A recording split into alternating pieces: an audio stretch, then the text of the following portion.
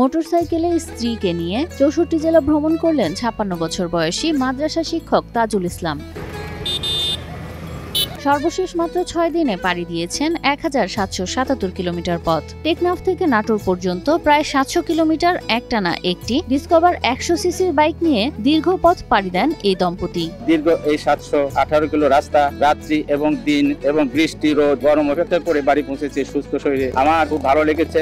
বয়স ৫৬, ডায়াবেটিস ও হৃদরোগে আক্রান্ত। চিকিৎসকদের কঠিন পরামর্শ ছিল জীবনকে সীমাবদ্ধ করে বিশ্রামে থাকতে হবে সবসময়, কিন্তু তাজুল ইসলাম শারীরিক সীমাবদ্ধতাকে জয় করে শুরু করেন নতুন এক যাত্রা। প্রকৃত ট্যুর বা ভ্রমণ আমার শুরু হয় ওপেন হার্ট সার্জারি ১৬ সালের পরে ১৭ সাল থেকে।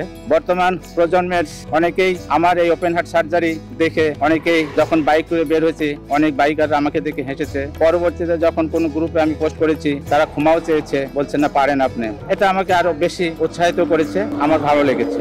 নাটোরের সিংড়ার মহিষমারি ইসলামিয়া দাখিল মাদ্রাসার শিক্ষক তাজুল ইসলাম, তিনি একজন সাধারণ মানুষ হলেও অসাধারণ স্বপ্নবাজ তিনি। ২০১৬ সালে ওপেন হার্ট সার্জারির পরও হার মানেননি তাজুল, বরং শুরু করেছেন জীবন জয়ের নতুন এক অধ্যায়। স্ত্রী ফেরদৌসী আরাকে সাথে নিয়ে মোটরসাইকেলে ঘুরলেন দেশের ৬৪ জেলা।